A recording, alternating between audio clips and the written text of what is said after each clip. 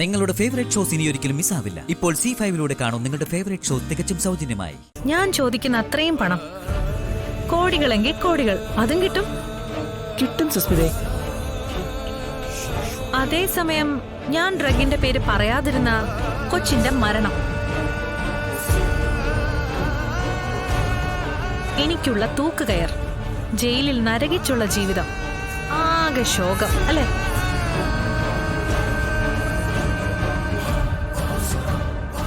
എന്നാലേ എനിക്ക് ആ ശോകവും നരകവും മതിയെങ്കിലോ.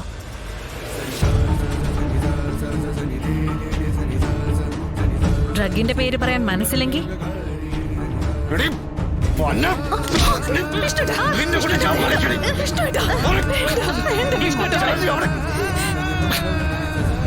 നിന്നെ കൊണ്ട് ആ ഡ്രഗിന്റെ പേര് പറയിക്കാൻ നിന്റെ മുന്നിൽ ഇങ്ങനെ കെഞ്ചുകയും യാചിക്കുകയും ചെയ്യണ്ട. ഒരു കാര്യവും ഈ ലിഡിയ പോളിനില്ല. ആ ഡ്രഗിന്റെ പേര് മാത്രമല്ല, നിനക്ക് ഓർമ്മ വെച്ച നാൾ മുതൽ നീ കാണുകയും കേൾക്കുകയും ചെയ്ത സകലമാന ഡ്രഗ്സിന്റെയും പേര് നീ കരഞ്ഞ് നിലവിളിച്ചോണ്ട് എന്നോട് പറയും. നീ ഇവിടെ നിലത്ത് അട്ട എഴയുന്ന പോലെ കിടന്ന് എഴയും. അങ്ങനെ പറയിപ്പിച്ചിട്ടുണ്ടടി ഈ ലിഡിയ പോൾ. എന്തടി കാണണോ നിനക്ക്? നിങ്ങൾ എന്നെ എന്ത് ചെയ്യുന്ന?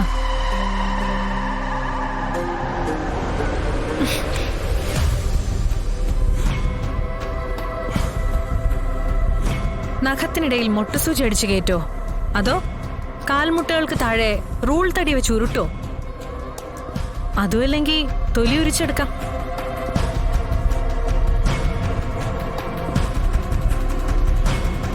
ആ, ഇനി വേറൊരു വഴിയുണ്ട്.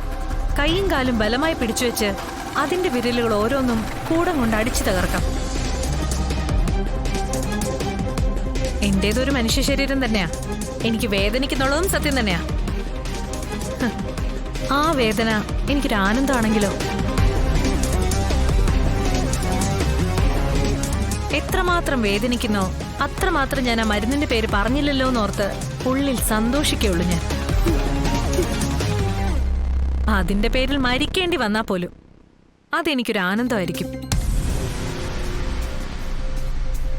മരണത്തിന് മുന്നിൽ പോലും സുസ്മിത തലയുയർത്തി തോൽക്കാതെ നിന്നല്ലോ എന്ന് സന്തോഷിക്കുള്ളൂ ഞാൻ.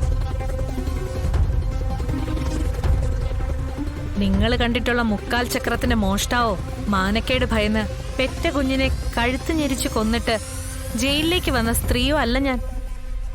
ഇതേ സുസ്മിതയാ, സുസ്മിത.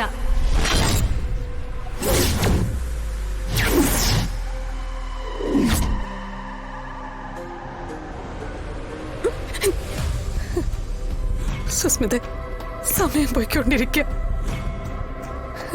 നിന്നെ ഭീഷണിപ്പെടുത്താനോ ദ്രോഹിക്കാനോ ഒന്നും വന്നതല്ല ഞങ്ങള്. നിങ്ങളുടെ മോളുടെ ജീവൻ, അതിനുവേണ്ടി എന്ത് ചെയ്യാനും ഞങ്ങൾ തയ്യാറാ. സുസ്മിത, പറ, എന്താ വേണ്ടെന്ന് പറ, അത് ഞങ്ങൾ ചെയ്യാം. പ്ലീസ്, നിന്റെ കാല് പിടിക്കണം, അത് ഞാൻ ചെയ്യാം.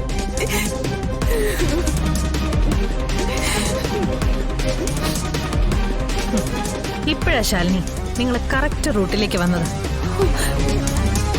ഡൗൺലോഡ് ചെയ്യൂ C5 ആപ്പ്. കാണൂ എല്ലാ എപ്പിസോഡുകളും സൗജന്യമായി.